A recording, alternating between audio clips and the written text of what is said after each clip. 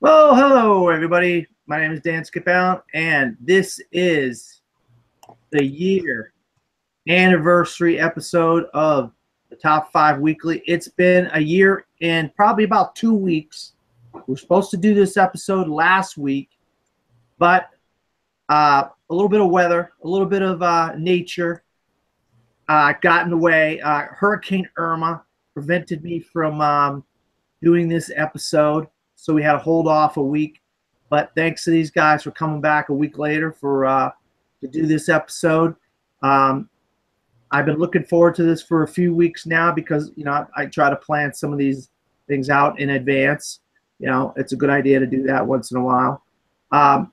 So this special year anniversary episode, we're going to do two topics.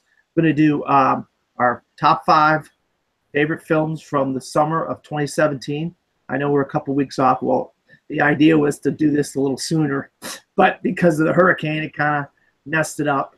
And, a topic we have never discussed on the show, and two guys that I know have a various myriad of films and genres and whatnot that they love. So I decided, well, let's, for this special episode, talk about our favorite films of all time. And I think these guys are going to have an interesting top 5 with their top 5 films of all time. And of course, I've already talked about my favorite film of all time, so you probably pretty know what my number 1 is. But it's all right. We're going to get into some of these other ones. But with that being said, let's introduce my panelists once again, starting with Andrew. Oh, hello, everyone. I'm glad to be back here. Yeah, we were supposed to meet up last week, but Mother Nature intervened, and we are all happy that Dan survived Hurricane Irma. He was right in her path. I mean, even if he kind of got swept out to sea, I think Steven and I would have just done a show without him anyway. But no. It would have been a whole castaway situation. It would have been great. But yeah, glad to be back. For my favorite films, it's something I've talked about with Steven before, and ours is always constantly changing. We're always watching new movies. We're always experiencing new things. So things change over time.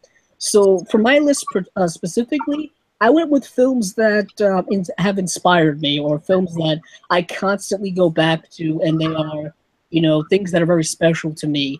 And I think there's not. I don't know. I hope there's going to be a little a parity amongst us. I know Steven and I tend to overlap. Dan and I tend to overlap, but hopefully things will be a little different. We'll see once we get into it. Steven, welcome back, my friend. Yes, hello. I had to come back. Of course, we started this a year ago, and I was in there. I was leading the whole team here. I was on like every episode. Dan was even behind. It's kind of weird when the host is like not on every episode. And then like finally I was like, guys, I need to take a break. I got some other things to do. So I haven't been here as much lately, but I had to come back for this episode. Especially we're talking our favorite films of all time. I got to give you my list. And yeah, I mean, these might not be everybody's favorite, but these are our personal favorites. And I'm not gonna like Andrew said, they change all the time, but I would say my 1 and 2 kind of stay there all the time, but then the rest of them kind of slip in and out. So we'll see. This is going to be fun. I'm going to learn some stuff. Well, I always learn. I want to say that, that's the one thing about movies and about life itself. You can learn from other people. And every episode of this show that I do, whether it be an episode of the 52, listen to you guys, or an episode of the Top 5 Weekly, I learned something. I learned about a new movie. I learned about an actor, a director, a genre, or whatever. And you guys teach me something new. You put a new film in my mind that I have to see. And eventually I'm going to see these films. I'm knocking them off one at a time. I'm taking my time, but I'm going to see the films because you guys, I don't take your opinions lightly. I take your opinions very seriously, and you guys would share your opinions on a show like this unless they meant something to you. And if it means something to you, it means something to me. So with that being said, the summer of 2017, I honestly think it's a better summer than last summer. Some people say last summer was better than this summer.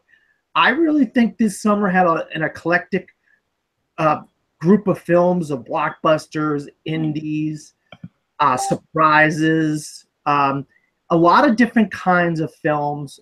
Films for everybody, animated films, action films, comic book films, dramas, comedies.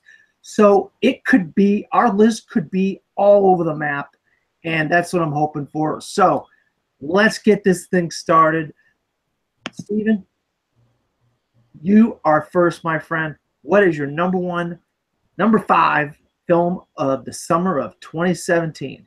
All right, so my number 5 is one that kind of gets in right over the radar. You know, it's one. You know, our criteria here is from May 1st to August 31st. So this one slips in right near the end of summer, and it's one I had to put on because it's just fantastic, and it's called Good Time, and it stars Robert Pattinson. I think it's the Safdie brothers. I think that's how you pronounce their name. Safdie. Safdie brothers, Safdie. Sifty.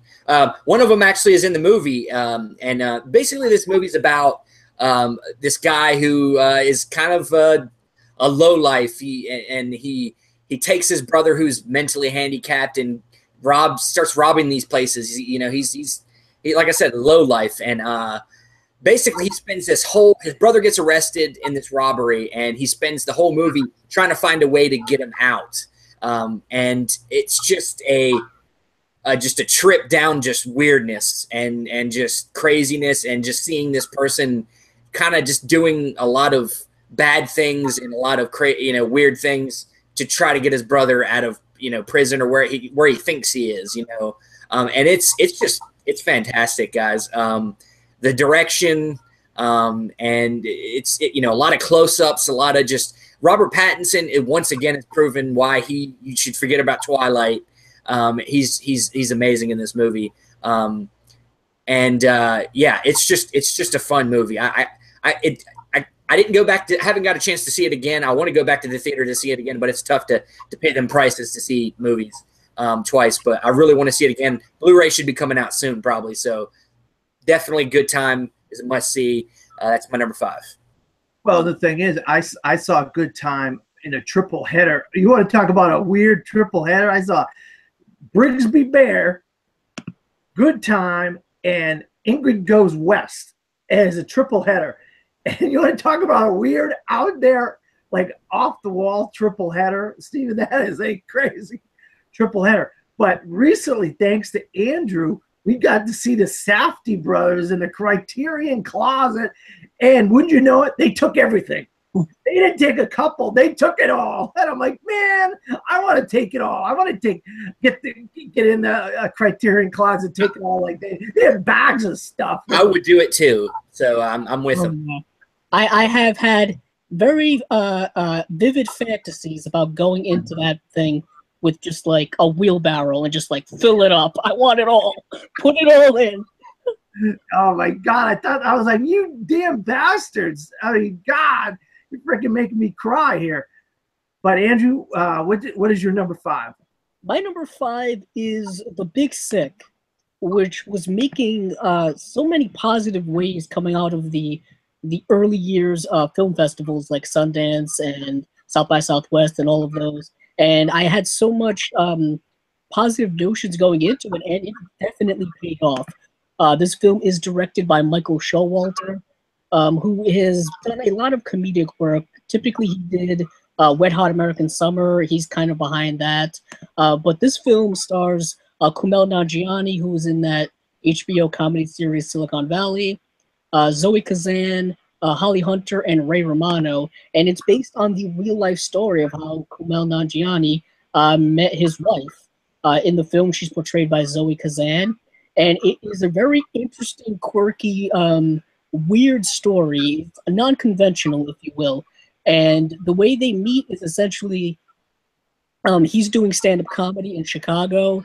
There's a lot of other comedians doing cameos in the film. So it's set quite a few years ago, but the film never really like dates itself or anything like that.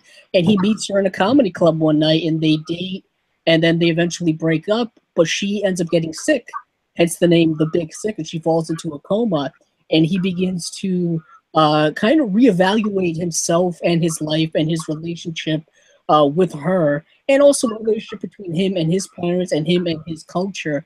Him growing up, being from Pakistan and being an immigrant here in the United States, but still being attached to all the traditions that come from that culture. And it's a very interesting story. It's a really great film. It's kind of a romantic dramedy. That's kind of how I categorize it. And it is one of my favorite films of the summer. And I can't wait to revisit it when it comes out, because I think it's a film that a lot of people should see. It's very much an indie film, but I think a lot of people would very much enjoy it. Very much plays to a wide a range of people. Yeah, Wind River. I mean, Wind River. You're giving away your pick already. I know, I screwed that up, didn't I? Damn it. The Big Sick, great film. Great film. I meant to say The Big Sick is a great film, but I already gave it away. My number 5 is Wind River. Oh man, what an idiot. That was a big mistake on that one. But my number 5 is Wind River. Taylor Sheridan, he wrote and directed this one. Previously, he had written Sicario and Hell or High Water. And this is the third film in what is called, Steven, thank you, Steven. He has coined this phrase to me, which I did not know, called the Neo-Western Trilogy. This is the I didn't say that, but this is a modern-day Western trilogy. I told you it was the Frontiers Trilogy is what they are calling it. Yeah, but it's called the modern day. It's a Neo trilogy. It's basically 3 movies that take place in the modern West: Arizona, Texas, and Oklahoma, and now Wind River takes place in Wyoming. And it's the winter, and we have this character named Jeremy Renner plays. He's basically a hunter, tracker type of guy. He hunts animals, and so they don't mess with this Indian reservation and the surrounding communities and whatnot. And we end up with a murder, and a upstart young FBI agent is sent from Las Vegas over to Wyoming. She doesn't even have the proper clothing. She has to borrow clothes to put on her back because she's not used to the cold weather of Wyoming, and she's from Las Vegas, and she's played by Elizabeth Olsen, and basically Jeremy Renner kind of takes her under his wing because she asks him, "Hey man, I need your help. Can you track for me a murderer like you do these animals that are doing the different things, killing the goats or killing the cows or whatever they do, and there's also a theme throughout the movie of him tracking a mountain lion as well. So that's kind of, he's tracking a killer and tracking a mountain lion throughout the movie. But it takes place on an Indian reservation, Wind River Indian Reservation, and I'll tell you what, I love the mystery of this film. I love the overall story of the film. There's an amazing action sequence towards the end of the film, but it also has a lot of heart when it comes to people's families and when you have a lot of time on your hands, you tend to do things that you shouldn't be doing, and that's a no-no. That's a no-no. So I loved Wind River. I thought it was a really phenomenal film, and Taylor Sheridan, his Neo-Western trilogy is phenomenal in my opinion, and this is the tip of the iceberg, the icing on top of the cake, if you will, because Hell or High Water and Sicario are phenomenal films. Even though he didn't direct them, he did direct this one. So I had that at number 5. Going back to Steven, what's your number 4? My number 4, you're giving it away, Dan. God, that poster back there is War for the Planet of the Apes. To me, it's one of these movies I need to rewatch also to tell you whether I think it's the best or, whatever. But it's definitely one of the strongest third chapters in a series that we've ever seen. Andy Serkis has realized a character that is an ape, and made him one of the most interesting characters ever in film. And it's a feat that it's just, I don't know that could ever be done again by anybody else. I mean, sure, years later there could be another Andy Serkis that pops up, but I mean, this guy just, it's amazing. I don't know that I agree with it. You know, he should be nominated for an Oscar, but I think that some kind of recognition needs to be given to him because it's just amazing. And Matt Reeves, what he's done with the story, you know, Matt Reeves did Dawn for the Planet of the Apes, and that one I love. That's maybe my favorite. But taking the story where he did and taking it and doing a story that was really character driven more than anything, instead of trying to do some, you know, some people complain that this doesn't have a lot of war in it, you know, for being a movie called War for the Planet of the Apes. And I'm like, well, I mean, how much did you really want to have? Like, how much of the movie did you want to see them blowing up shit and like some ridiculous like thing like that? Like, not all wars are fought on the battlefield. Not all wars are fought that way. You know, there's a lot of scenes where there's kind of espionage type stuff going on where, you know, other apes have joined the humans and you know, stuff like that, you know, and then you get into these like concentration camp situations, and it feels like, you know, obviously like a World War II thing, and it's just fabulous, you know, set in the snow too, and it's a fantastic movie, guys. Can't wait to watch it again. My number 4, War for the Planet of the Apes. Great film. And you forgot to mention Bad Ape. Steve Zahn plays Bad Ape. He is fun. No, he is so funny. I haven't seen Steve Zahn in much, and he pops up in this as Bad Ape, and he's hilarious. Right, Steven? Yeah, he's pretty good. He was also in he was a small part in last year's movie with Viggo Mortensen, where he plays the dad of that husband. Oh, Captain Fantastic. Captain Fantastic. Yes, yeah, he was in there. Yeah. All right, Andrew, what is your number 4?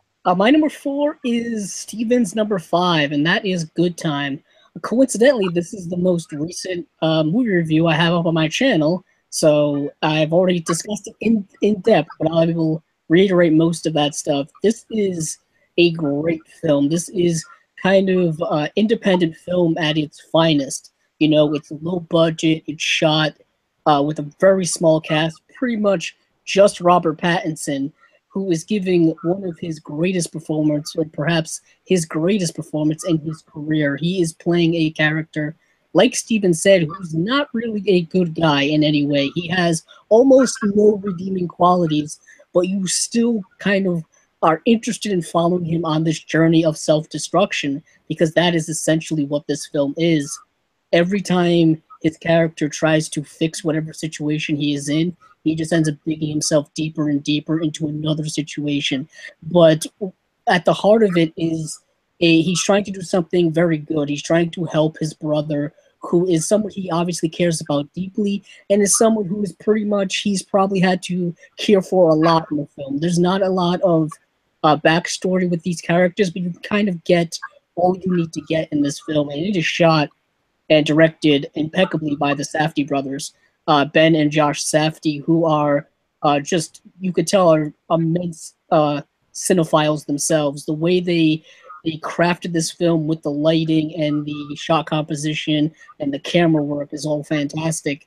And one thing I learned about this is apparently if you hashtag Robert Pattinson on Twitter when you post your movie review, everybody tends to gravitate towards that. So he is still an immensely popular person. Probably a lot of that has to do with his time in the Twilight movies, but I think he's done an immense job of distancing himself from that. Personally, he doesn't quite like those movies. He doesn't really like talking about them, and he's tried to do everything he can to move away from that. And this is another step forward, as far away from that kind of sheen as you can get. So definitely check out Good Time if you can. It is a smaller film, so it's probably not coming everywhere. But like Steven said, the Blu-ray should be out relatively soon, because I think they just announced it. So it's probably going to be either next month or November it'll come out. I'm pretty sure that's when it will be out. Yeah, like I said, I loved Good Time. I just couldn't find room on my list to put it on my list. but I'm glad you guys put it on your list. But my number 4 is Andrew's number 5, The Big Sick. I love The Big Sick. You know, a running theme over the years, or the year that I've been talking to these guys, is something I've always said, I've been saying a lot, is we just don't have a lot of good romantic comedies. And some of the better ones over the last few years have some tragedy in them. And like Andrew said, this Zoe Kazan character, she's in a coma in the film, and how can you mix in the comedy of a stand-up comedian and then have somebody in a coma? How do you do that? Well, there's stuff with Ray Romano saying, "Hey, I always wanted to talk to one of you guys," and Kumail Nanjiani goes, "What do you mean? You never talked to anybody about 9/11?" Or it's stuff like that, and then some of the stuff with Holly Hunter. So Ray Romano and Holly Hunter bring some of the levity to the film in a movie about a woman in a coma in a relationship. Then also Kumail Nanjiani's family, where every time he comes down for dinner, some new woman comes to the door and he has to sit next to her, and she gives him the photo. But my favorite one, you've seen it in the trailers, is like she's like, "I love the X-Files," and she goes, "They're out there," and you just crack up because I'm an X-Files fan, and it's just like, that is so funny hearing someone in an Indian accent say that. That's her selling point, that she should be with Kumail Nanjiani, and then the brother and his family and the parents. And so there's some levity there with the Pakistani family and whatnot. But this film is one of the best films of the year so far, in my opinion. And I really recommend everybody that wants to see a good romantic comedy see this film, because it is phenomenal, and I loved it. So that's why it's on my top 5 list, number 4. All right, Steven, going back to number 3. Well, you son of a bitches both got me, because my number 3 is The Big Sick. I'm getting sick of this movie. No, I'm just kidding. No, I got it the highest on the list, because for me, I really tend to, draw, my favorite movies tend to draw towards movies that have something to say, and something relevant to say. And this movie has something very relevant, whether it's talking about, real relationships or the, cultural differences in the U.S. right now, and how, it brings levity to that, because that's the kind of stuff that people need to take seriously. Like, our prejudices and stuff like that are ridiculous. Like, a lot of the prejudice, and this movie tends to make fun of some of that, and that's what's great. It's just fantastic. It kind of reminds me of a romantic comedy that really set a benchmark some years back ago, which is 500 Days of Summer. Something fresh in that genre. And I think hopefully this time around, maybe a movie like this will get recognized at the Oscars, because romantic comedies, not so much lately, have been in the good realm enough to award it something. And maybe this time around, this movie will actually get some praise in the awards season coming up, because I think more than anything, maybe for the script or the movie in general, should be recognized. And I just think that everything in this movie just feels real and genuine, and that's what made me love this movie so much. And once again, can't wait to. I think it actually comes out on Blu-ray within the next few weeks, so I'll be picking it up definitely. So my number 3, The Big Sick. Well, and the other thing too, Steven, is they love underdog stories at the Oscars. They always, remember Barkat Abdi, or what's the girl in Precious, or the little girl from the little kid from Beasts of No Nation, or Beasts of the Southern Wild. They love little, like, underdog type of stories, and getting somebody specifically, probably like Kumail Nanjiani, nominated for something would be a really cool underdog story, and it'd really be a success for this movie, in my opinion, to get a nomination somehow. Andrew, you're number 3. My number three is a film that, coincidentally, not coincidentally, you can tell there's a bit of a overlap pattern in this portion of the show this week.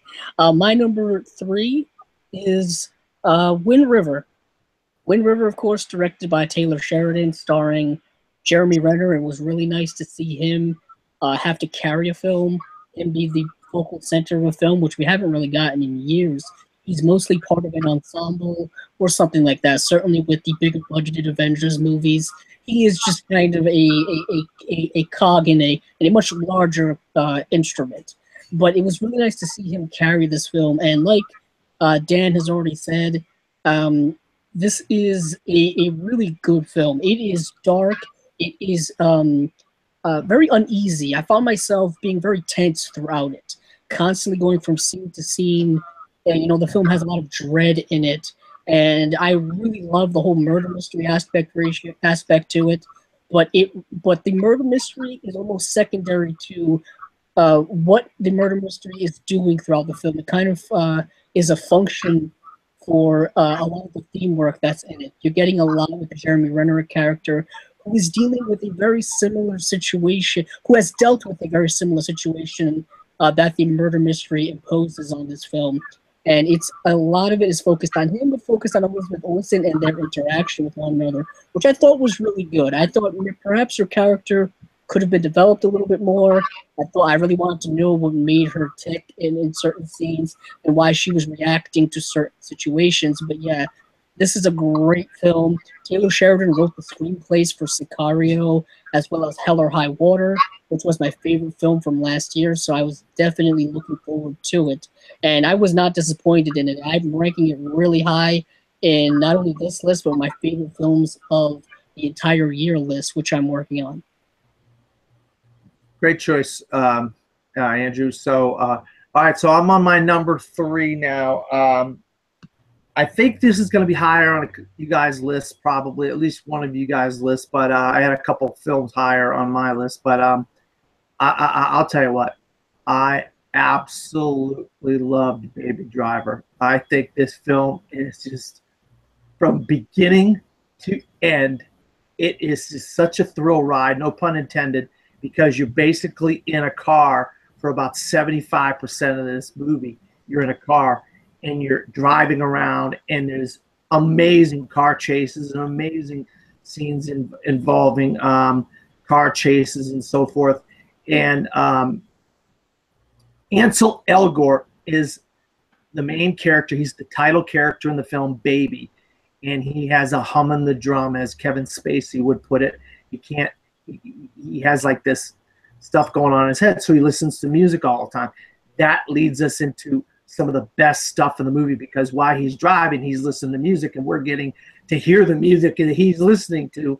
And the soundtrack in this film is second to none. I'd say Guardians is up there in soundtrack this year. There's another really good soundtrack. I can't think of what it is right now off the top of my head, but there's 3 movies this year that had really great soundtracks. But the top of the top is Baby Driver. You have really good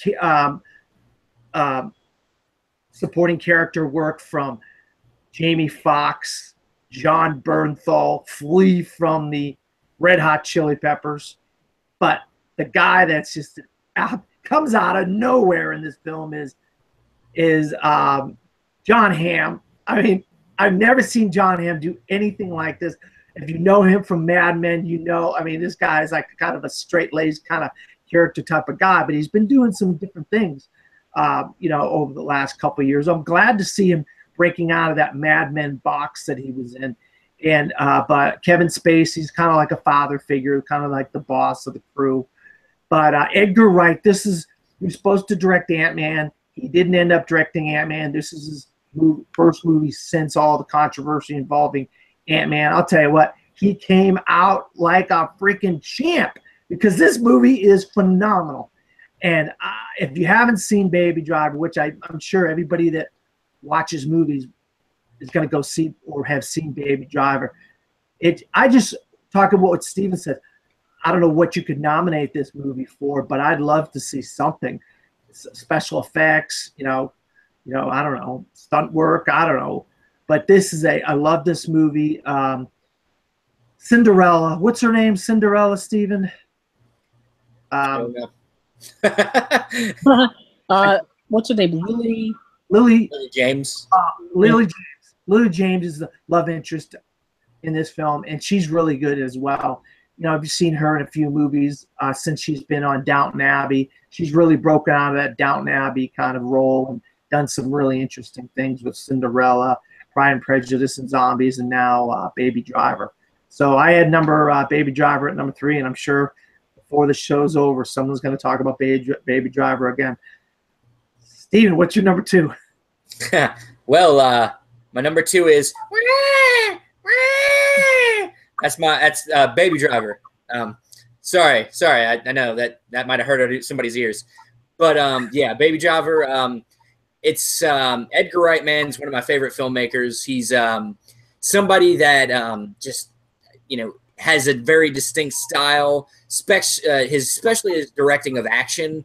I think if there was anything it's going to definitely get nominated for, it's going to be editing.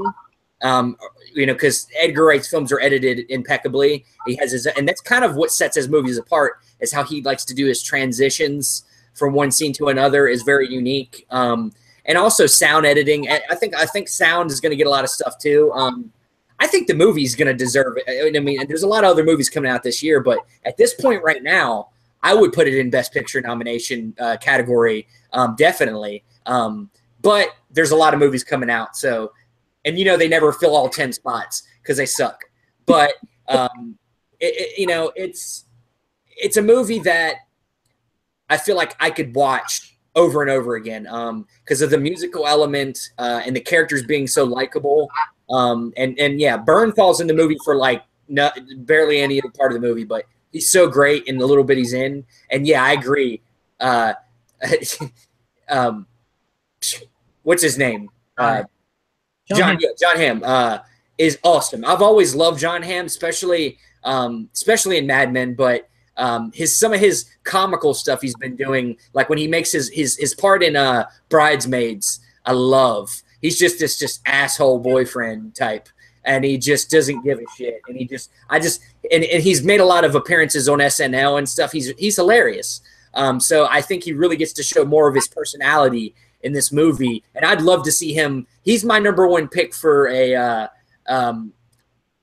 movie of I talked about it, the show, the spy show, the comedy spy cartoon show. Oh, Archer. Archer, yeah, he needs to be Archer, and it's like that. That's it. He's Archer. But yeah, I'm getting off track. But this movie is fantastic. It comes out next week. Not this coming week, but the next week after on Blu-ray. So get it. It needs all your monies because it's awesome. Baby Driver, number 2. Andrew, what is your number 2? My number 2 is a little film. By little, I mean kind of big.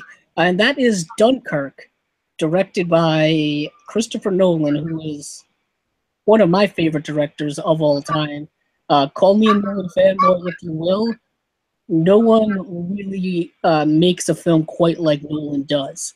The craft in which he puts into his films, I think, is on another level. And in this film, that was on full display. I couldn't tell you who the names of the characters were in the film. I couldn't really pick out a lot of the actors. But what this film does is put you in their place extremely well. Talk about sound design and cinematography and all that kind of stuff, especially musical score by the great Hans Zimmer, is ever present throughout this film, and it's a very high anxiety watch for me, someone who suffers from anxiety. My anxiety was on the edge of the whole time because it's constantly moving. There's always constantly something going to happen. For those of you not familiar with this whole situation, Dunkirk is set during World War II. It is set kind of in the middle of World War II, right before the United States kind of got involved, right before D-Day, kind of when Europe was on almost its last legs. The British Army was pushed all the way to the northern shores of France and basically had to wait there for evacuation. and that is known as the Battle of Dunkirk. Many people died. It was really a very dire situation that was there, and this film depicts it in a very tenseful way. It's an incredible film. It's an incredible feat for filmmaking, and it was very successful at the box office. For a film that came out during the summer, it feels more like an Oscar film. Hopefully it gets a few Oscar nominations later on. Definitely the technical awards, the cinematography, the sound design, the score. But honestly, don't be surprised if you see this get into the Best Picture.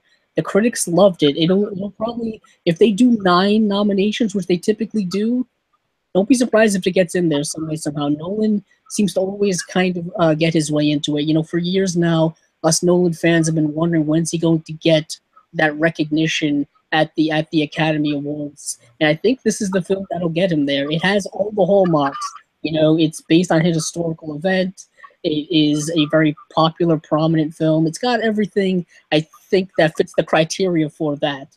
But yeah, it is one of my favorites of the year, and I highly recommend it to people who like war films, but like kind of very tense, almost small, bleak war films. Yeah, the Oscar voters tend to like movies that took place during their time. Bridge of Spies, or movies that have to do with war. American Sniper. I have a feeling you are right, Andrew. I think Dunkirk is going to stand the test of time. It's going to get in there because I think this is the kind of thing that Oscar voters like. And what you said, one of the greatest filmmakers today, Christopher Nolan. So I think you might be right. My number 2 is a little film starring your friendly neighborhood Spider-Man. Spider-Man Homecoming. I absolutely loved Spider-Man Homecoming. I love this movie. Was so much fun from the beginning to the end. I mean, Michael Keaton as the Vulture. We finally get a good comic book going. And I think one of the one thing Spider-Man movies have gotten right, not that all of the movies have been good, are the villains have actually been halfway decent. The Lizard in Amazing Spider-Man, Doc Ock in Spider-Man 2, Green Goblin, not great but not bad in Spider-Man 1, and now the Vulture in Spider-Man Homecoming. And I know people are going to give me a lot of crap. I actually like the Electro in Spider-Man 2, but I also like Sandman in Spider-Man 3. I thought Thomas Hayden Church did a good job as Sandman. I really like the Sandman storyline in Spider-Man 3, but the Vulture was really good in this. I know a lot of folks don't like Electro. That's fine, Steven. Uncover your face. He is the Riddler. Yeah, well, I don't know if he's the Riddler or not. The Riddler from Batman Forever. Yes. Really, I didn't see that correlation there. But it's the same screen. I love the relationship between the kids. Ned Leeds and what's her name? What was Zendaya? What was her name? Michelle, and some of the friends, the clique of high school kids, and the bullies and the bad. They really captured. I think they captured high school kids and whatnot, and the feel of what a high school cliques and groups are in high school. I thought that was really good. The family, obviously, Aunt May is a little bit different in this iteration of Spider-Man. It's Marissa Tomei, and there's this whole thing going on with Robert Downey Jr. and Marissa Tomei, like he's hitting on Peter's aunt, which is he's not supposed to have a hot aunt. He's supposed to have an older aunt. But they decided to go with this. I guess they're trying to use Marissa Tomei in future movies, and that's why they didn't want to get somebody older. They did have Sally Field in one iteration, which she's up there in age, but she's not as old as Aunt May in the comics.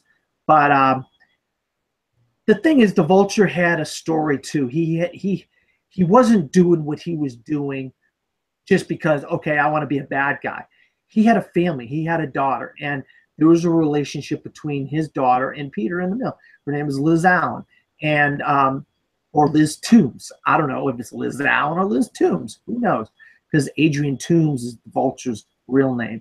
But so there's really some heart in this film. There's about 2 or 3 really awesome action scenes in Spider-Man Homecoming. I just loved some of the action scenes. But I think we finally got the perfect casting for Spider-Man and Peter Parker, and that's the reason why this film is so good, in my opinion. We finally got the perfect cast for Peter Parker / Spider-Man and Tom Holland. I hope he does 10 Spider-Man movies because I think he's fantastic. So Spider-Man Homecoming is my number 2. Going back to Steven at number 1.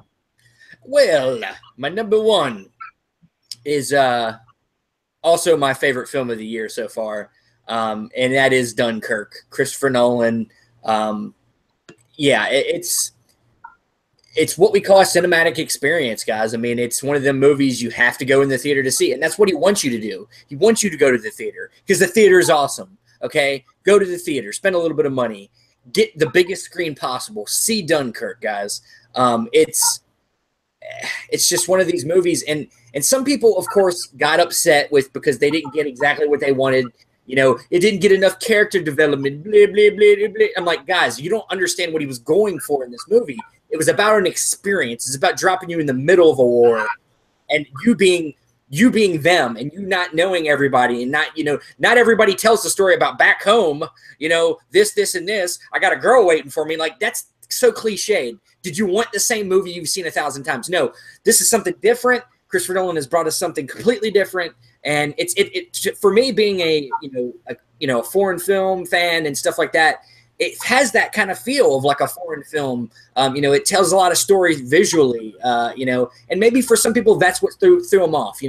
Christopher Nolan has become a very popular director in America, and his movies have been very accessible, pretty much up until now, where he does a movie that kind of challenges you to really have to pay attention and use your eyes. And ears a lot more than maybe normal. And maybe that turns some people off. I don't know. But this movie is awesome. I cannot wait to see it again. I think I saw it 3 times in theaters. I saw it once regular. I saw it in IMAX. I saw it again in regular. It's so compelling. And like Andrew said, so intense. The sound, if the sound doesn't win, it's going to compete with Baby Driver. But the sound in this film is really what gets you, because the intensity of them scenes, a lot of it is the score, and also the sound design is so it's just big. Like when the bombs hit, you feel it. You feel it in your chest. It's so intense. But yeah, guys, I think like Andrew said, Christopher Nolan, I think this is his year. He's going to get a direction nod. Will he win? I don't know, but he totally deserves a direction nod. So my number 1, Dunkirk, favorite film of the summer, favorite film of the year so far. So, yeah. All right, Andrew, what's your number 1? Oh, well, we're talking about favorite films of the year, so I might as well jump into mine, and that is War for the Planet of the Apes. I am highly jealous that Dan has that poster behind him because I want it so badly. But this film is incredible. I hadn't been blown away by a film all year until I saw War for the Planet of the Apes. Because like Steven said, this isn't a traditional war film. There aren't battles, there aren't strategies and all this kind of stuff. It's mostly an internal war within the character of Caesar, portrayed impeccably by Andy Serkis. I am shocked by how human and how real these apes are, and how great the acting is from them, from people with all of these things on them, all the motion capture stuff and performance capture stuff, and their ability to make these apes feel more real than other human characters in other films, I found just to be completely mind-blowing. And also, this story is incredible. There are a lot of shades of Apocalypse Now in this film, especially with the Woody Harrelson character, who reminded me a lot of Colonel Kurtz, who was portrayed famously by the late, great Marlon Brando. And just their mentality and their insanity was just that palpable on screen. And like Steven said, there are shades of Holocaust or concentration camps and stuff like that. There's genocide in the film as well, and it is just a film that's chock full of themes. And I can't get over how impeccable and incredible Matt Reeves' direction was in the film. The cinematography was near perfection. The direction was perfection. The shot compositions, everything was just so perfect in this film, as well as the score. And it was as near perfect a film as I saw this year. And that's why it is my favorite of the summer. And it's right now my favorite of the year. Great choice. War for the Planet of the Apes just barely missed my top 5 list. I think I had it at number 6. If I'm not mistaken. Yeah, I had it at number 6, as a matter of fact. My number 1 is Steven's number 1, Dunkirk. I'm right there with Steven. I mean, when you first sit down in this theater, and you're waiting in the anticipation for the film, and then it's just like, bam, bam, all around you. Right when you first sit down, you're like, what the heck? You feel like you're in war. You feel like you're within the movie that's going. You're watching. You're taking place during this war. And yeah, I feel like you didn't really have to know a lot of the characters, because that way you could pretend like you were in the war. You were one of those guys going through what those guys were going through. And that's what, of course, some of the names are Harry Styles, Cillian Murphy, Mark Rylance, Kenneth Branagh. Those are some of the big names that are in this film. And Tom Hardy. But they're actually, some of these characters aren't doing things that you think they would do. For instance, Cillian Murphy's, he got shot down, he gets rescued, then he's a fraidy cat. He doesn't want to get involved in the war anymore. He's like, no, we can't go back to Dunkirk. What the heck are you guys doing? And he hits one of the guys over the head. I mean, just some crazy stuff happens in this film. And Mark Rylance is a hero in the film. You may know him from Bridge of Spies. He won an Oscar for that, playing a Russian spy who defected to the United States. But Kenneth Branagh, this guy, when he's in a film, it has a gravitas to it. Usually he kind of brings that like credibility to a film when he's in there. But the sound, the cinematography, the gunfire, the bombs, just everything that's going on, it's just like you feel like you're within the film. You're in an experience. Dunkirk is like an experience. Not only is it a movie, it's an experience. And they actually had a Dunkirk experience type of tour that was going around the country, and they had it here where I live in Orlando, and I didn't go to it. I kind of wish I had now, because that movie was phenomenal, and it's my number 1 movie of the year as well, with Steven. I think Andrew and Steven both say it. I hope, I pray. I think Christopher Nolan really deserves this Oscar nomination for Best Director. Definitely going to get special effects, I would imagine, because it's amazing what he was able to capture, making us feel like we were in this war with these characters. So Dunkirk is my number 1 as well. Real quick, just give me one honorable mention real quick here. A few, Wonder Woman's one that was really great. I really liked it. Other than my only issues with it were kind of the third act stuff, which is what most people have said about it. But other than that, I really love the movie. It's really fun. It comes out on Blu-ray this week, so I'm picking it up from Target to get that Disney book. Yes. Yeah, that's Wonder Woman's phenomenal. Angie, got one? Yeah, I mean, Baby Driver's not on my list, but if we were doing 6, it'd probably be there at 6. Wonder Woman was awesome. You know me. I have my Wonder Woman shirt on now, so you can tell I'm a big fan. Yeah, those 2 were definitely highlights of the summer. Yeah, the summer was a little down. It was top heavy at the beginning, and towards the end it kind of fell apart. But c'est la vie. Yeah, another romantic comedy I had that I thought that captured the family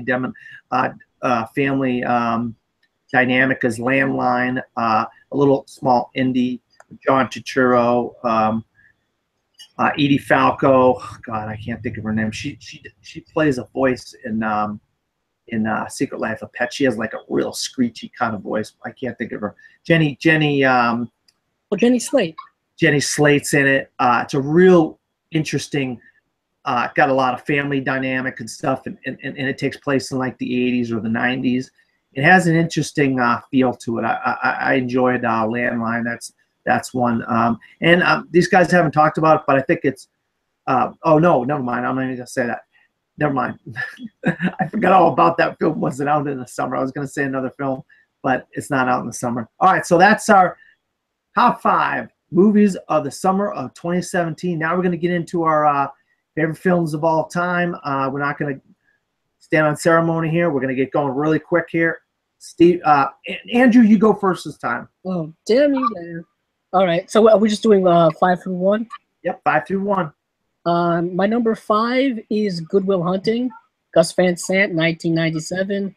Matt Damon, Ben Affleck, Casey Affleck are all in this film. My dog is barking, so this is fantastic. Hey, how about we switch to me and go take care of that? I'm gonna tag you. Tag in. Tag. All right. Okay. While Andrew deals with that, we'll come back to him, and I'll do my number 5, which is It Happened One Night.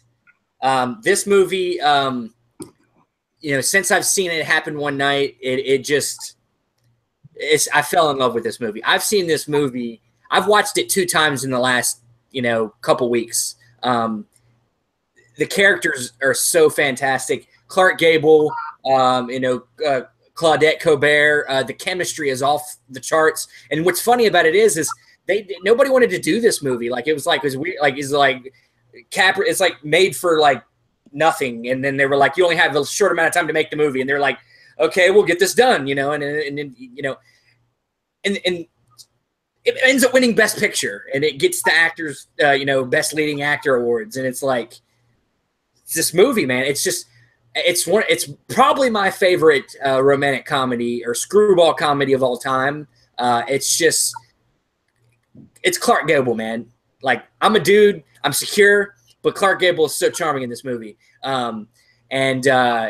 It's just, I love the movie, guys. I don't know what else to say. I don't want to spoil anything about it. Basically, the movie's about a spoiled rich woman who has this guy he wants to marry and runs away from her father who hates the guy. And on her way up to New York to meet him, she runs into Clark Gable, and then they fall in love. And it's fantastic. It's a simple story. It's fantastic. Go check out It Happened One Night. I actually have It Happened One Night, and I haven't watched it yet. It's on my shelf right over there, and I still haven't watched it yet. But I'm going to watch it soon, Steve. Don't worry. I'm going to watch it soon. I had to watch a few other films before that because I was doing episodes of the 52 or Top 5 Weekly or whatever. So when are you doing episodes of 52? Well, I got some in my back pocket. I got some in my back pocket movies that I've watched so I could do episodes. Plus, I recorded one episode. So we'll see my episodes here in a while. I'm going to catch up with you guys. Don't worry. All right, Andrew, what'd you say? What was your number 5 again? My number 5 was Good Will Hunting. I'll just pick it up right there. Okay. Good Will Hunting, which was directed by Gus Van Sant, starring Ben Affleck, Matt Damon, Casey Affleck was in the film. And it's basically a film about this kid. He's from essentially the south side of Boston, which is kind of a poorer portion of Boston. Dan knows he knows the area pretty well. But he is a genius. He's a prodigy. He knows everything from history to science to mathematics. And he's working as a janitor at MIT. And one day he solves this physics equation that's on this board. And he gets discovered by this professor portrayed by Stellan Skarsgård, who kind of wants to develop him as this genius, wants to kind of wants to get him a job in these big think tanks and stuff like that. But the kid has a lot of emotional problems because he comes from a very rough background. He was an orphan. He was treated poorly. He really doesn't trust anybody but his friends. So he has to go through counseling with Robin Williams Robin Williams, who plays a doctor in this film, a psychiatrist, and the dynamic between the two is incredible.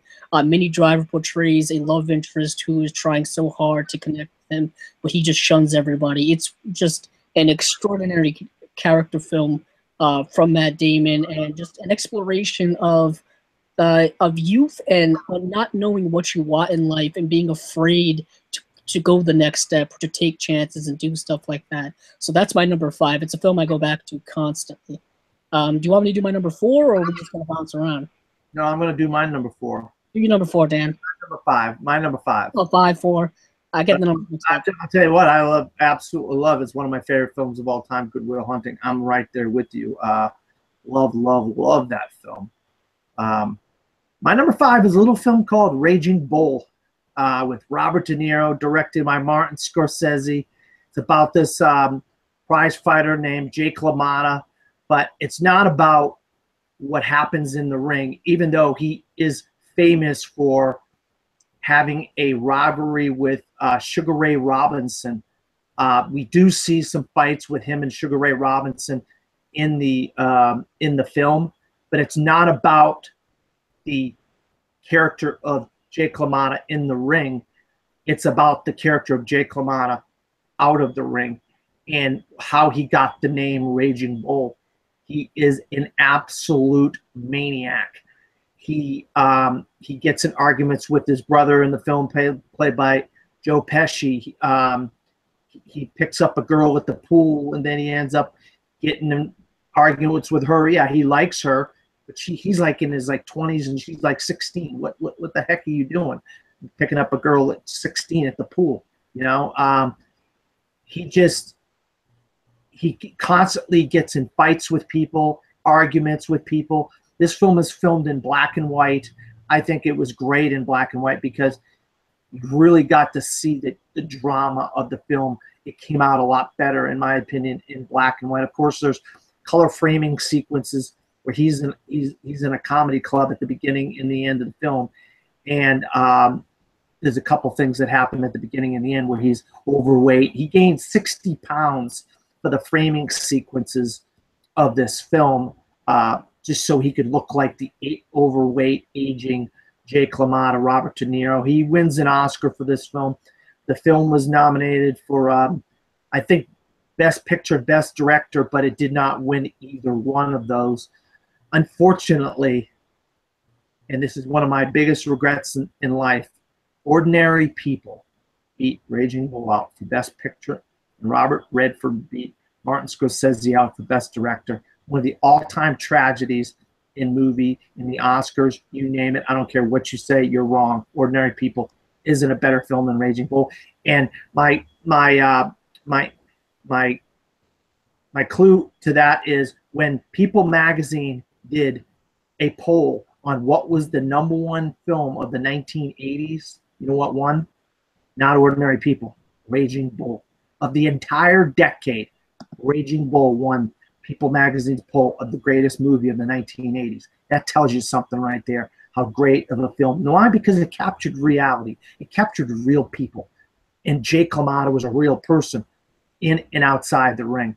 And that's why the film was such a phenomenal film. It has a lot of meaning to me because I had an abusive father, and my father was a lot like Jake LaMotta when he was drinking, and he was an alcoholic and so forth when I was younger. And so I could relate to the Jake LaMotta and my Raging Bull character, except my father wasn't a boxer. So there you go. All right, going back to Andrew at number 4. Yeah, I have to agree with Dan. Raging Bull's incredible. You never got me down, Ray. You never got me down. Speaking of a film with a very classic line in it, or very classic moment, my number 4 is Rebel Without a Cause. Directed by Nicholas Ray, came out in 1956.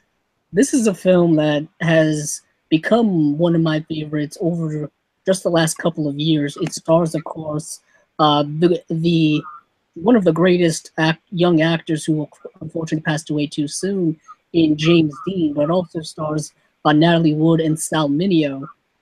Unfortunately, all 3 of those actors died in very tragic ways. James Dean died in a car accident. Natalie Wood, she drowned. She fell overboard on a boat later in life. Sal Mineo, I believe, was stabbed or to death.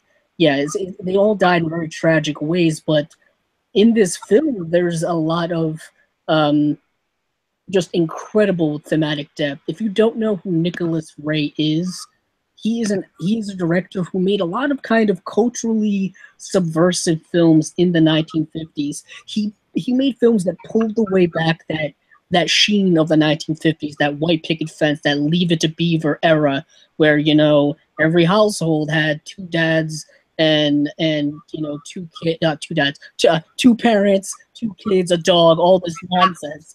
And he pulled away all that and said, no, it's not all great, it's not all harmonious. And James Dean is the rebel without a cause because he has all of this pent up frustration and anger, and he has no real way to channel it. And I think for me, it's very much a precursor of what the 60s generation would then go on to do. Kids who grew up in the 50s ended up being part of the hippie generation in the 60s, the rebellious generation of the 60s, protesting the government and the war in Vietnam and all that stuff. So all of that pent-up anger from the 50s that you see in the James Dean character explodes in the 1960s. And I think the film is incredible for having that type of foreshadowing in it. And it's impeccably well acted. Natalie Wood, I think, is an underrated actress who not a lot of people talk about. And James Dean was one of the best. He probably would have gone down as one of the greatest of all time, right up there with people like Marlon Brando. Unfortunately, he only was able to do 3 films before his life was cut short.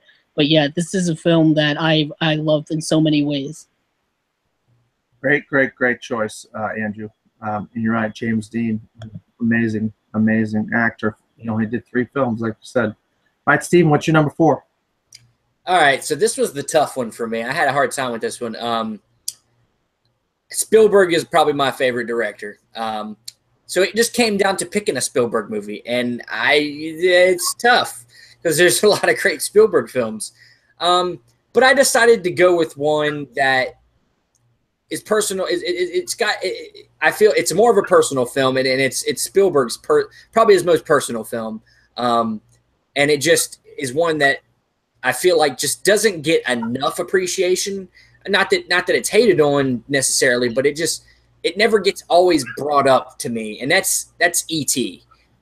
E.T. is just God. I mean, how do you go? I don't want to live in a world where this movie doesn't exist.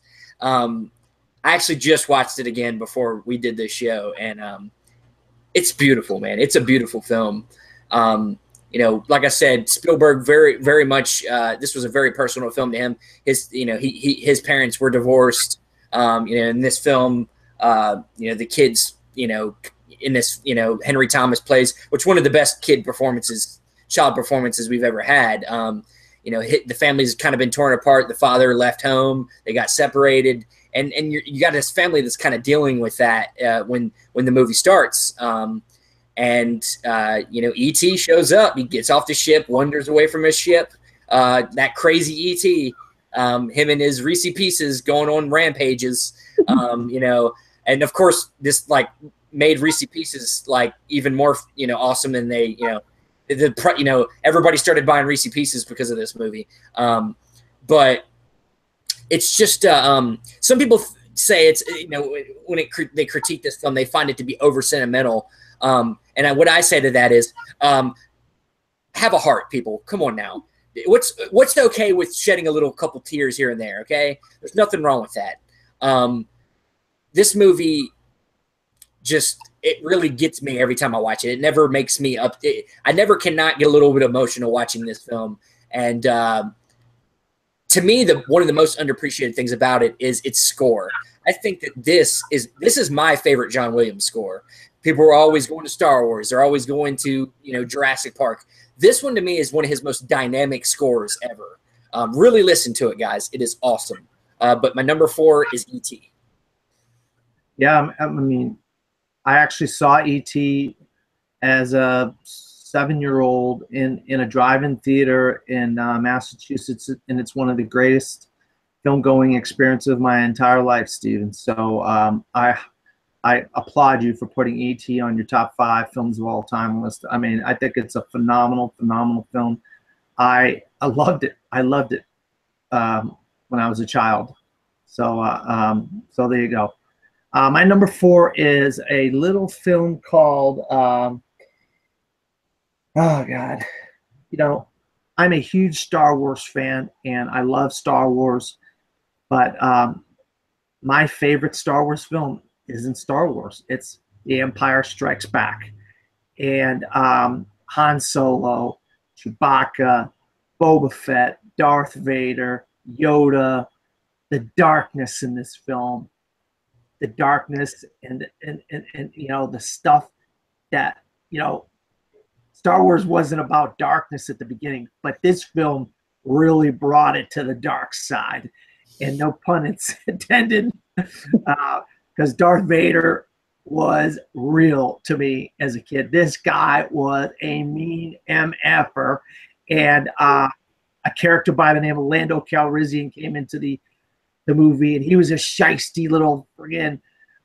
little scoundrel, but he redeemed himself later on. But I loved Billy D. Williams as Lando Calrissian. I loved the Cloud City. I loved Hoth, the battle on Hoth at the beginning of the film, because you know I lived in Massachusetts and it was cold all the time, so I could relate to the coldness and the snow and stuff like that.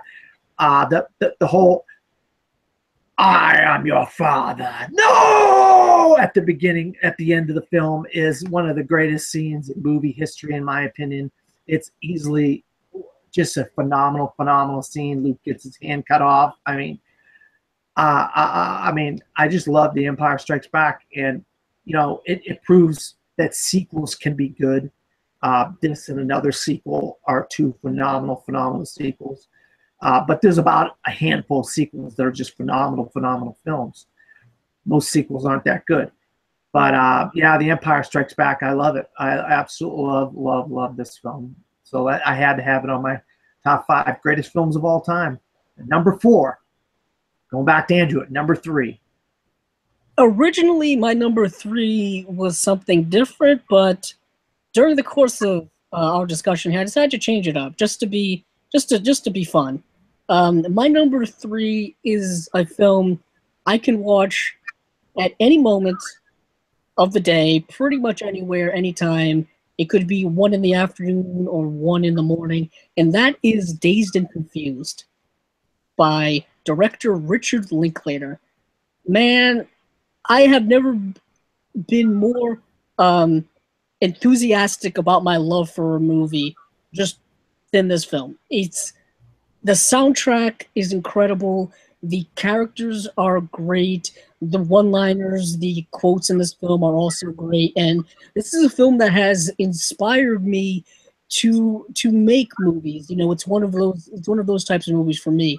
I've talked about my love for Richard Linklater many times here on the show, or with the Before trilogy, with Boyhood, which I know Dan loves.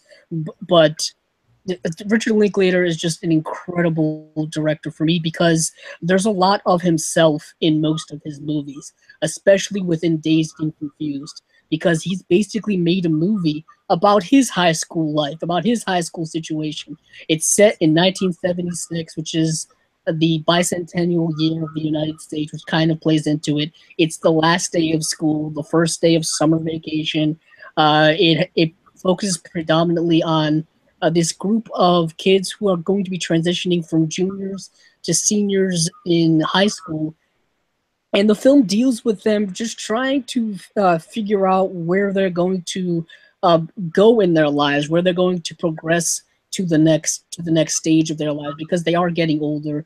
They are technically 18 years old, so they are adults now. And the film focuses predominantly on the Pink character, or Randall Pink Floyd as he's referenced. And I find myself having a lot in common with that character because of being unsure of what you're going to do. In the film, he doesn't know if he wants to play on be the star quarterback of the team. He doesn't know if he wants to just hang out with his friends. He doesn't know what he wants to do. And I've had a lot of moments of my life where I really have no idea what I've wanted to do, and it's only really been through movies where I've actually figured out some type of purpose in my life. But yeah, this film is just incredibly rewatchable for me. I quote it all the time with my friends.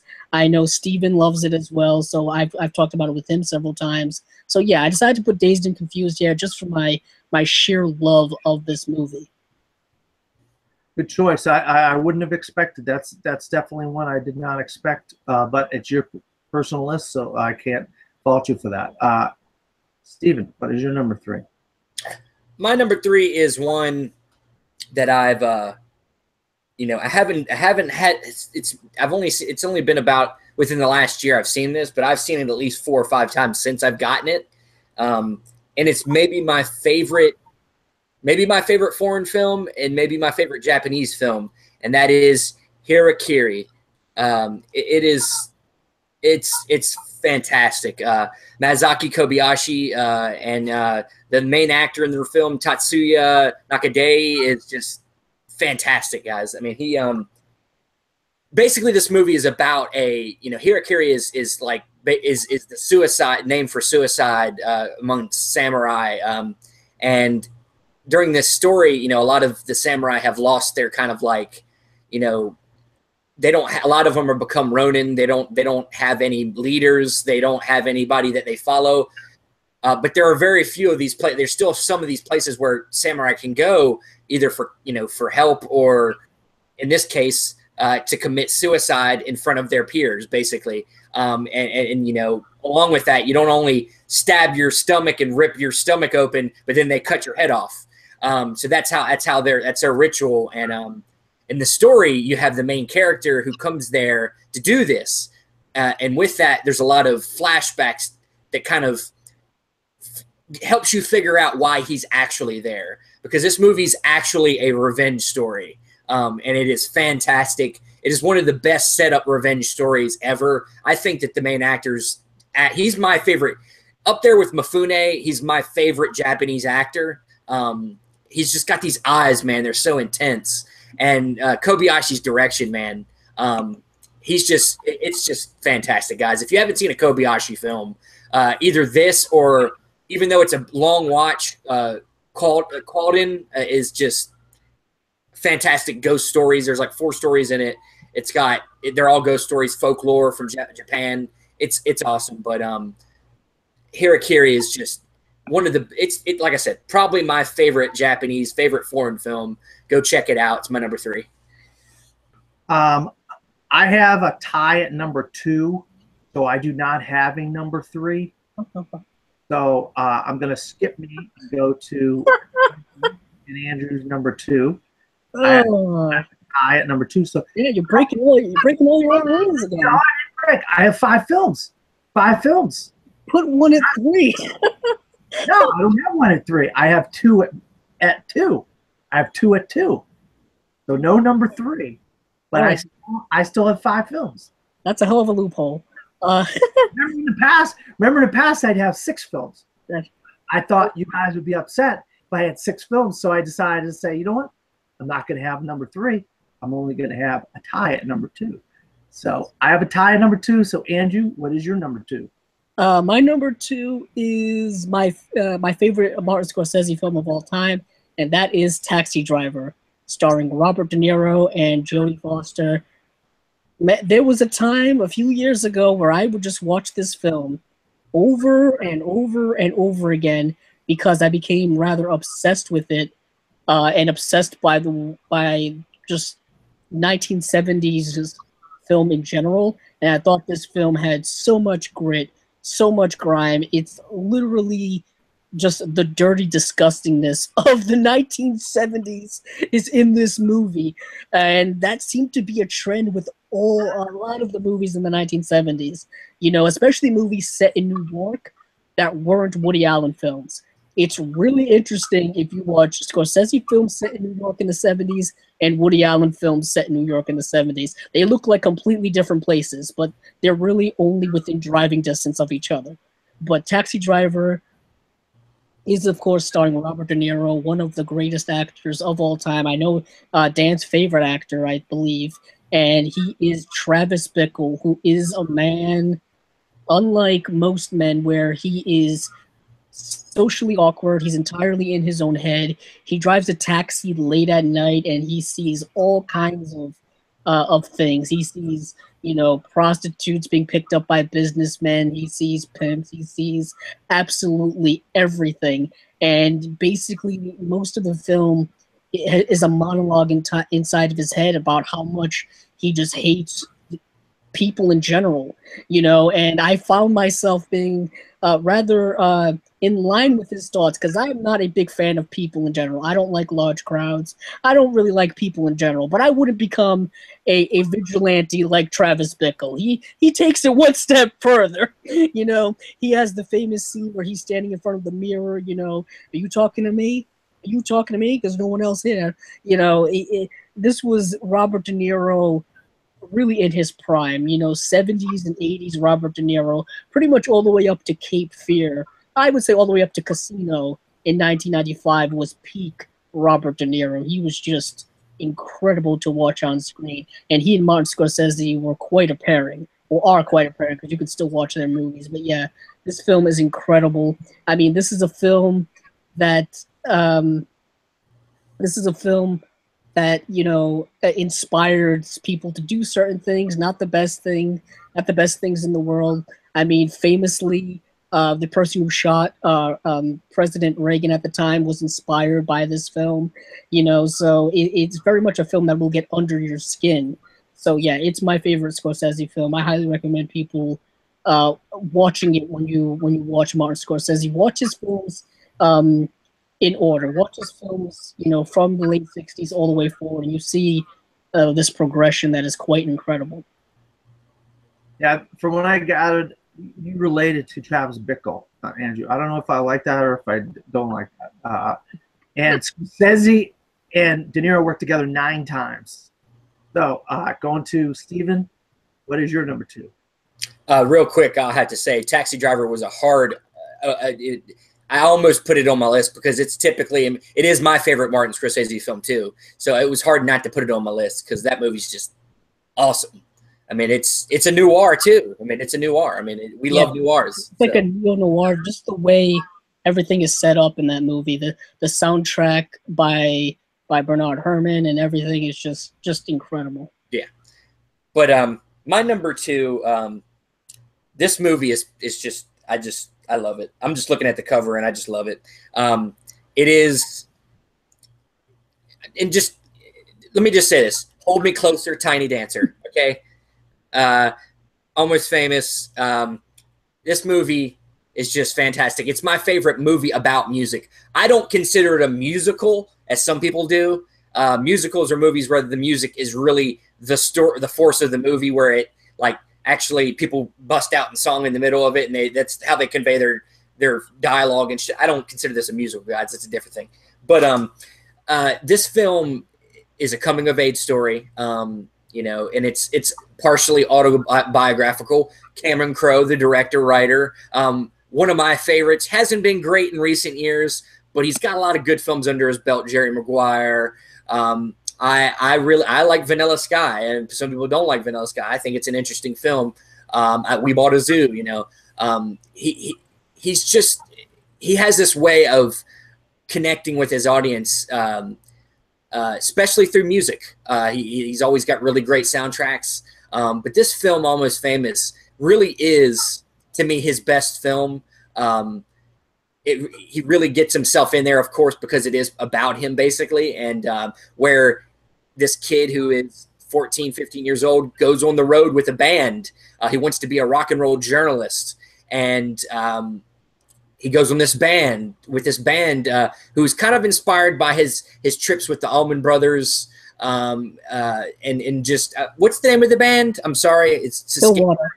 Stillwater, yes. And you got Billy Crudup, who plays the lead guitarist. You got Jason Lee as the lead singer, which they're just great guys. And this movie just sends you through an emotional roller coaster through this kid who's experiencing these things he's a kid. I mean, and he's going into this world of rock and roll and is just innocent, and just you see him lose his innocence, and that's one of them things that's just really is something everybody experiences at some point. It's heartbreaking. It's exciting.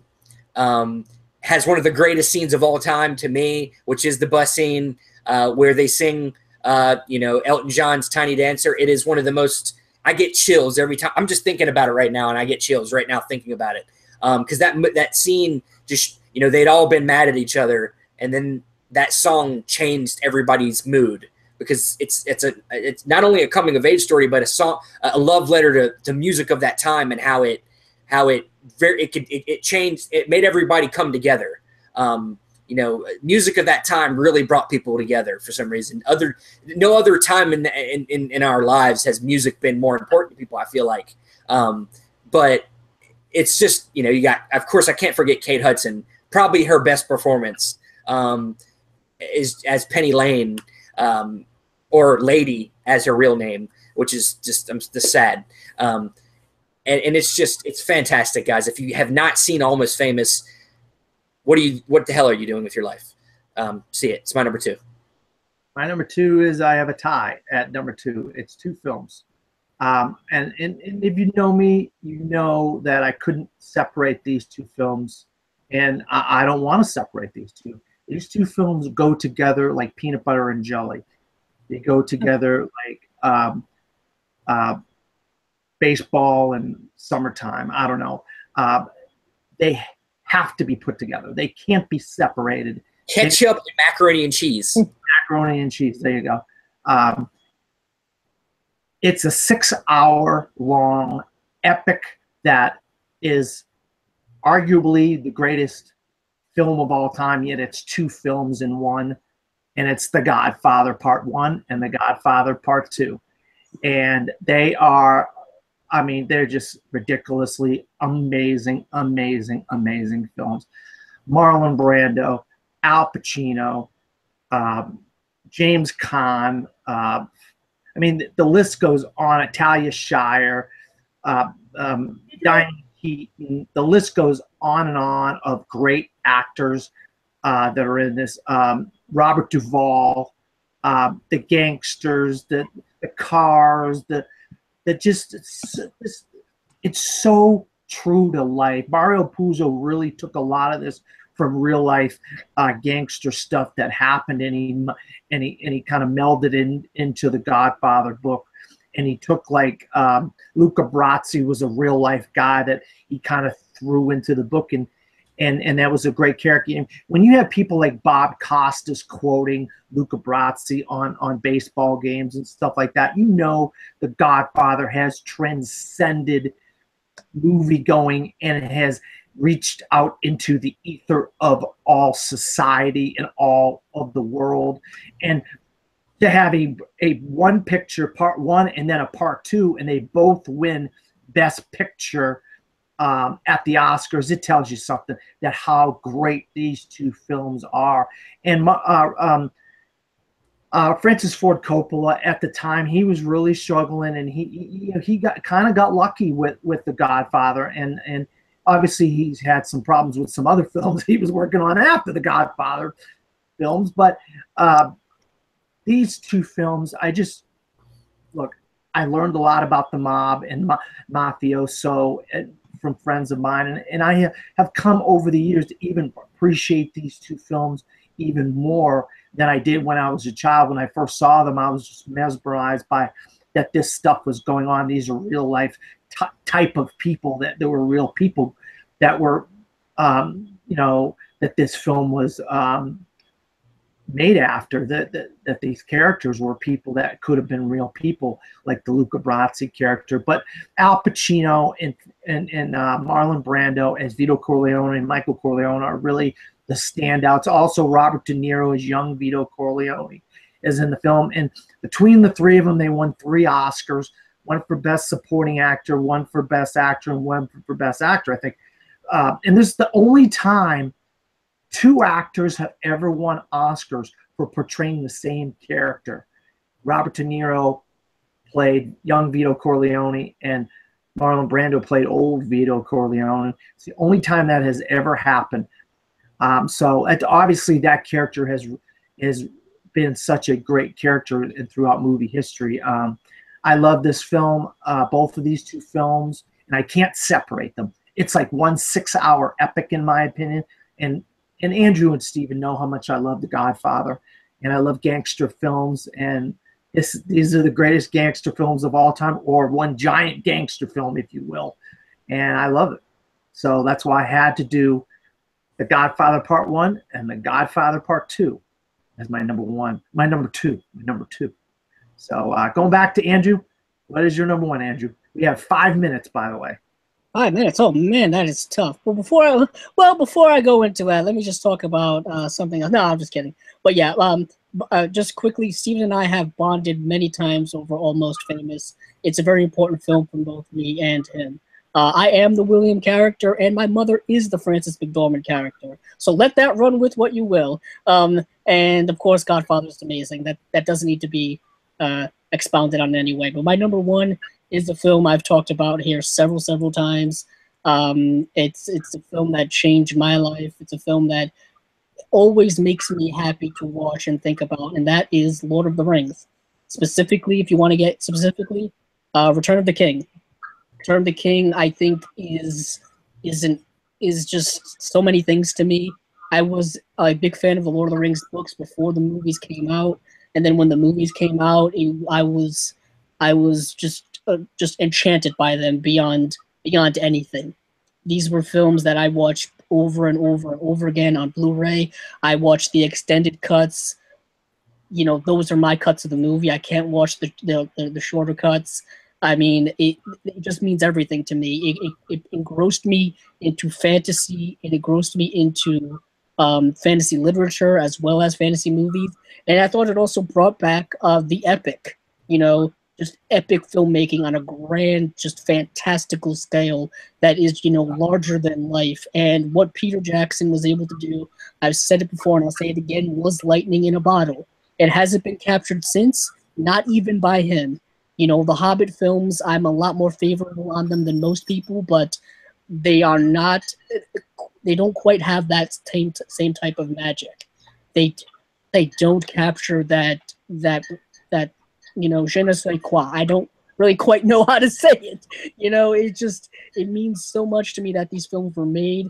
The casting was incredible. The acting was incredible. Just you could go on and on for days about how great these films are. And I know a lot of people don't like them. And I tend to not listen to their opinion most of the time, except for our friend Mark Tordai, because, you know, he's a friend of ours and you kind of have to listen to him. But, you know, I love these films. You know, I will watch these at any point of the time, at any point of the day, no matter how awake or asleep I am. It doesn't matter. These films are everything to me. Great choice. I think I know what Stevens is. What? You don't know what my number one is. Real quick, Lord of the Rings, can't agree more. Fantastic. You know, I don't know if we're ever going to see another movie of that genre ever win Best Picture. Return of the King. It's crazy. It's hard to believe that any other fantasy film is going to ever win after this. But yeah, you don't know what my number one is. I like Confidential, guys. Best movie ever. I've seen this movie so many times. Oh man, Rollo Tomasi. You know, God, this movie's awesome. Film noir. We've talked about it a lot. We did an episode of talking film noir. It is my favorite film noir. It has one of the greatest ensemble casts of all time. Russell Crowe, Kevin Spacey, James Cromwell, Kim Basinger, you know, Danny DeVito. It's filled with great actors in this movie, and it's just got such an intricate story that just every time I watch it, I can sometimes pick up new things. I mean, you got Curtis Hansen's the director, did pass away within his last year, sad passing. And this was kind of just his kind of jewel of his career. He didn't really have a lot of other successes, but he had this one movie that just continues to be almost in a way overlooked by most people. And for some reason, even the studio doesn't want to put out a great release of it because they're stupid. It's got an anniversary this year, and it didn't get no huge release. I'm pissed. And now they want to make a TV show? What are you doing? Stop. But this movie, if you don't see it right now, a bomb in your brain's going to explode you and you're going to die because I've implanted it in everybody that hasn't seen LA Confidential. That's my number one. All right. My number one is Casablanca. Everybody knows that. There are 2 episodes, one of the 52 must-see movies and why they matter, where Mark Tordai and I talk about Casablanca, and a Humphrey Bogart top 5 weekly where I go in depth on Casablanca. So you really want to know my opinion on Casablanca, watch those 2 right here on the Best Damn Movie Show channel. Andrew, where can you be found very quickly? You can find me on Twitter at Cabzilla06, as well as my YouTube channel, Cabzilla Productions. Steven.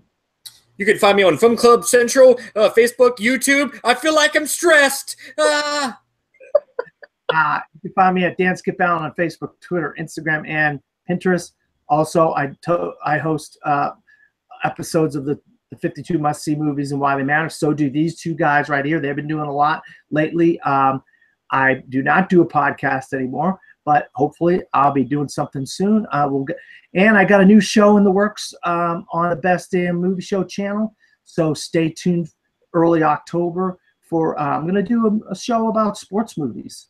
So I'm going to be doing that in early October. So for Andrew and Steven, thank you for a year of amazing fun and talking about movies. You guys have been phenomenal. I couldn't have done this without you guys, and Billy Polahan and Mark Tordai and Curtis, Andrew's Fred Curtis, and Matt, and Jeff. So we had a bunch of people helping out with all these episodes. So thank you everybody for a year, and hopefully we'll be here next year. All right, good night. Hold me closer, tiny dancer.